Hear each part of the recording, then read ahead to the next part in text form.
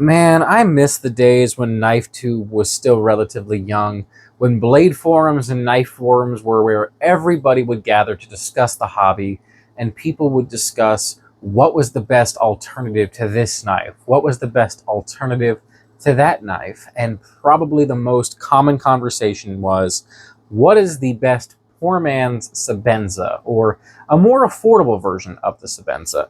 Because the Sabenza is an iconic knife. This is my 31 in Magna Cut that I have had a very hard time taking out of my pocket since I got it. And it's just an iconic design.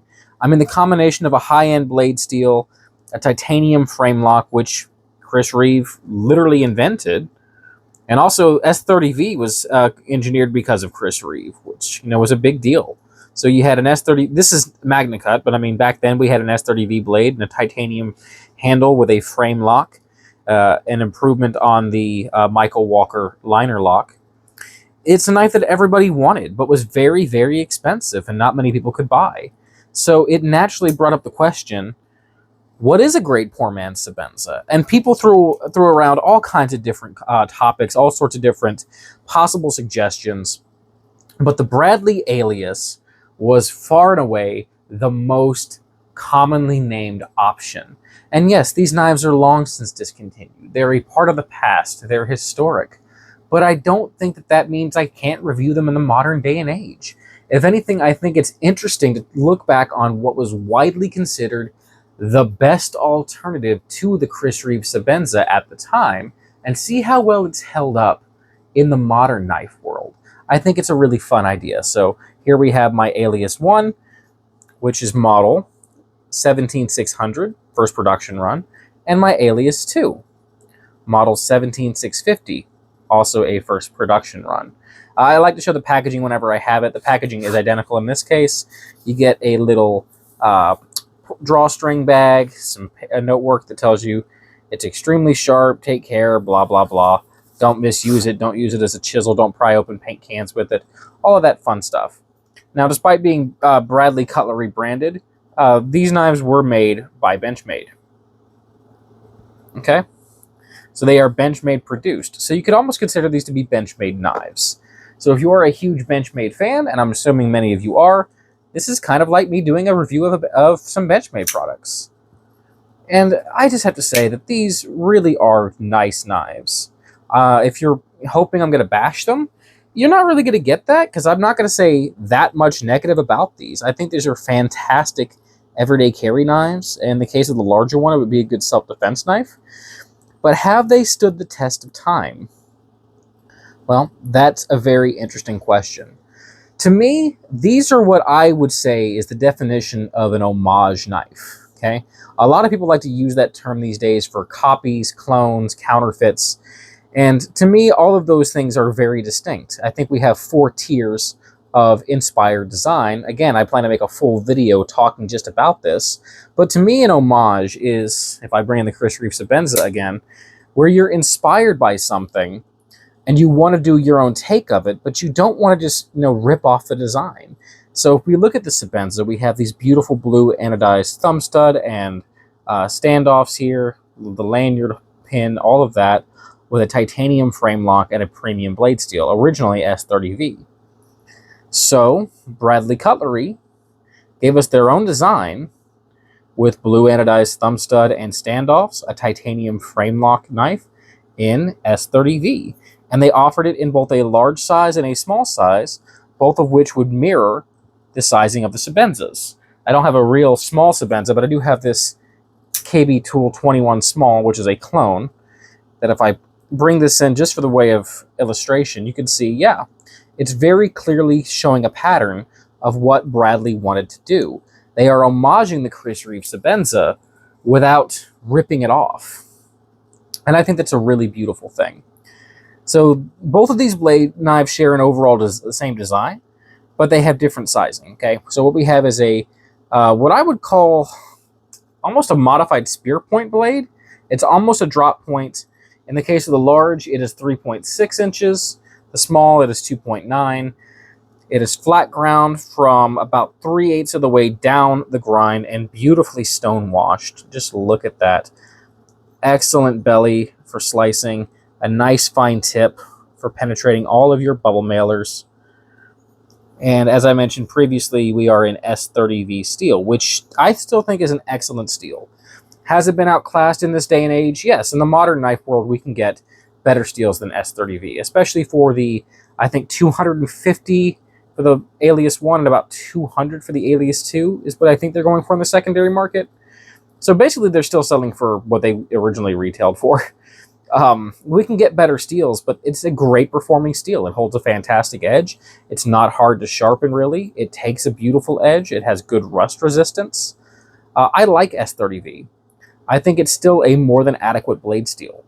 But is that blade shape ideal for EDC? I would say yes. I love this blade shape. And in my limited cutting, I haven't used these a ton because they are first production runs, and I kind of baby these a little bit, which is funny because I don't baby my Sebenza. But they slice well. I have found that these knives slice quite well. So I'm a big fan of the blade shape. Okay, there's your thickness of the blades themselves. There's the small, here's the large.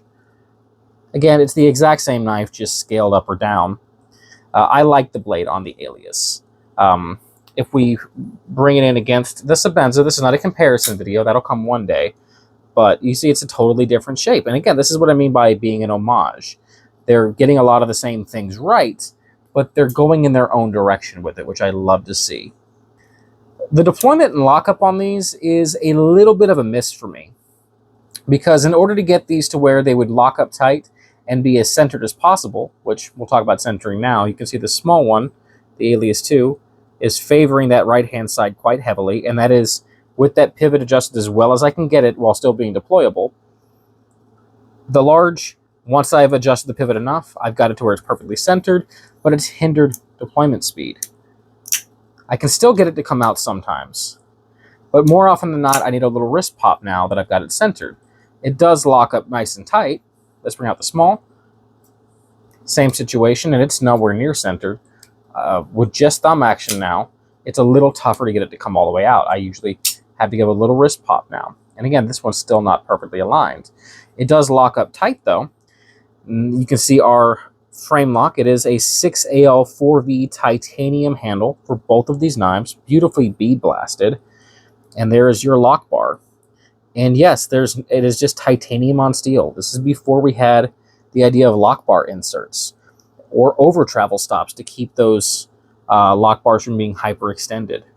So missing some premium features there. Riding on phosphor bronze washers, which was premium at the time. The thumb stud is a beautiful blue anodized design. It's not the most comfortable. It's a little bit pointed, and I do find that it digs into the thumb just a bit. Not Sebenza level bad, because I really don't like the thumb studs of the Sebenza, but it works well enough. It's just not the most comfortable thing in the world. I have had a lock bar stick with both of these, which is an unfortunate reality when you have a titanium frame lock nesting up against a steel tang, the steel tang of a blade. Steel is just going to wear, that titanium is going to stick, and it's a little unfortunate. There's our lock bar timing, by the way, on both of these. Not too late, a little late on the small, a little later than I'd ideally like to see. But if I bring my Sebenza in again, just by way of comparison, that's the large size has got, I'd say, an earlier timing than my Sebenza does. So not the biggest deal in the world. But I would call the lockup and whatnot to be good. We do have some jimping on the frame lock itself to help us to disengage it, and that works quite well. Jimping top side of the knife, by the way, very purposeful, and we can get a good grip. The knife itself is ergonomic for the large. For the small, just as ergonomic, just a, again, shrunk down design. I do like the handles, again, 6AL4V bead blasted titanium. We're looking at 4.75 inches for the large and 3.9 inches for the small on those handles. Okay, love the blue anodizing on everything. And by the way, if you're curious, people on Reddit have done this. If you want to put a Sebenza-esque lanyard pin, again, bringing this back in, people have found that the large Sebenza lanyard pins do fit the Aliases. So you could take it apart and slam that in there and be even closer to a Sebenza that way, which I think is just nifty. You can see that pocket clip is reversible for tip up, tip down, but not for left-hand carry. It's righty only. And let's go ahead and bring in the old cutlery lever pocket and show you how this pocket clip rides. Okay, I'll go ahead and show the small as well. It's the exact same, but you can see we do have a bit exposed from the pocket. I personally like that. I like having something to grab onto, but everyone's different, and you may find that to be a problem. There's your lanyard hole. It is large enough to accommodate your 550 paracord, which is always nice. The design of the clip is very phallic. Not a huge fan of that. Benchmade has used this clip on a lot of their knives. It's very satin finish, so it sticks out, or really stonewashed, but it sticks out against that gray bead blasting. I'm not a huge fan of it, but if we look at it, it also has a tip flare, which I don't like. Yes, the phallic clip is flared at the tip. Laugh all you want. It means that this is more likely to snag on things. Tension-wise, it's adequate. I'm not super impressed by it, but I'm not disappointed by it. I think it's perfectly fine. The weight on these knives, let's go ahead and bring in my little mini scale here, and I'll weigh these on camera for you. I think the large is 4.1 and the small is 2.9, but we'll see. 4.15 for the Alias 1, 2.93 for the Alias 2. So yeah, 4.1 and 3.9. I would call those adequately lightweight. Titanium knives are not, or titanium handled knives are not nearly as light as a lot of people like to pretend that they are, honestly. But they're a hell of a lot lighter than stainless steel. I'll say that much. The traction on the handles actually isn't bad. With that bead blasting, we can get a little bit of a grip. It's not quite as grippy as what a Chris Reeve Sebenza's titanium handles are, but we can actually get some pretty decent traction against there, which I'm a big fan of. You can see the knife can be taken apart with T6 Torx on the body and T8 on the pivot point, and then that thumb stud can also be removed in case you want to put it on a consistent angle sharpener. I don't really know if it can be swapped around, though, because we have some occlusion caused by that frame lock design. So, I mean, these are overall very nice knives. The centering issue could very well be a matter of these being first production runs. Benchmade was still kind of figuring it out, I suppose. But the real question is, are they worth $250 and $200 as user knives in this economy and in the current knife world, where we can absolutely get better steels and equal quality handles for a lower price? And I think that kind of answers itself. If you're looking purely based on performance and value, these are both outclassed in the modern day and age. I'm sorry to say it, they really are. They're important, they're historically significant, but we can get so much for our money these days. Doing competitive offerings, let's just bring in the Sebenza. This one, again, is a large 31.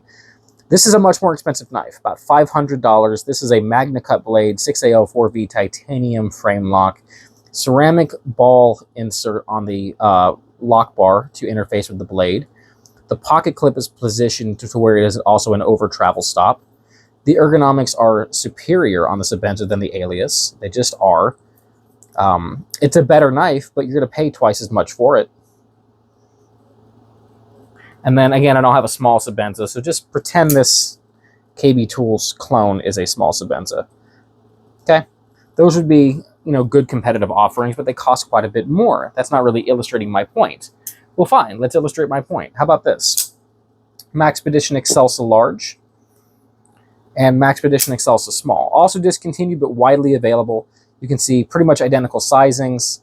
I think kind of trying to be the same overall idea as budget alternatives of the large and small Sebenzas. Really, I think of these as budget alternatives to the Bradley Aliases. These have D2 steel blades, 6AL4V titanium handles. They are also frame locks. They have a built-in over travel stop, no interface with the lock bar, but super fast to deploy, super ergonomic in the hand for both the small and especially the large in this case. I mean, these things are just fantastic. Centering, list on this big one, not gonna lie. How about the small one? Pretty much spot on. Price on these, about $112 for the small, about $130 for the large. D2 is not going to perform as well as S30V, but the price difference, this is half the cost, guys. Is it worth buying one Alias over two Excelsas? I don't know. I don't know. I can tell you this. I like the deployment of these Excelsas better. Just being honest. I think they're worthy competitive options. How about this? This is the Ifengro EF225, a copy of a Strider, or a clone rather, of a Strider SMF, D2 blade, TC4 titanium handle, frame lock with a steel bar insert on that lock bar, and a Hinderer style over travel stop disc. Super fast to deploy, perfectly centered. D2 again, not going to hold an edge as well as that S30V, but this thing costs $60. Okay, $60? That's insane. You could buy 4 of these for the cost of one of those. It's worth noting, guys. It's worth noting. And hell, while we're showing off clones, how about this? This is the Greenthorn Inkosi large clone. VG10 steel blade, TC4 titanium frame lock, ceramic bar insert to interface with that blade tang. Look at that chisel grind on there. No markings. This is not a counterfeit. It's just a clone. Excellent jimping, beyond amazing ergonomics. Great action. Rock solid lockup. Price on this thing is $80. Okay, the VG10 not going to hold up to that S30V. Being real. But for the price, I'm going to tell you right now, the build quality on the Greenthorn, the way it feels, the way it handles, the centering, everything on this, I'm going to piss off the Benchmade guys here. It's built better than the Bradleys are. I'm sorry, it just is. The Bradleys are built better than the Ifengro. But I would say that the Maxpedition Excelsas feel better made to me. These Taiwanese-produced knives.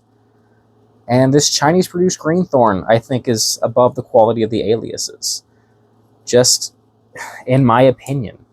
Everyone's going to differ, but the way that they feel, the way that they, the actuation of the knives themselves, the finishing on that stonewashed blade, yeah. I really do think that this Greenthorn can dominate these Aliases. And I love my Aliases, I really do. But I'm just trying to be honest and realistic. They are outclassed in the modern day and age. You don't buy these to carry them and use them. You buy them because of what they represent and the history of the knife community, and because you had them when you were younger and you want to have them again. That is the purpose of these knives today. Can you carry and use them? Absolutely. They'll be fantastic users if you do. But are they the best bang for your buck these days?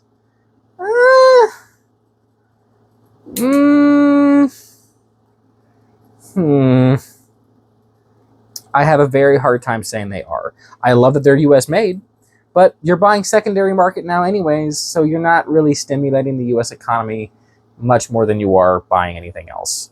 You are in the sense that you're, I guess, if you're buying from a US seller, putting that money back into your economy, but when you're not buying brand new, and again, they're discontinued, it doesn't make that much difference, other than just saying, yes, my knife is made in the USA. And that's worth something. That's awesome. But does it equate to overall quality, performance, and cost efficiency? Not really. They're beautiful knives. They're historically significant. They're important. But in my opinion, yeah, they're just a little bit outclassed. Hope you guys enjoyed. I'll see you next time.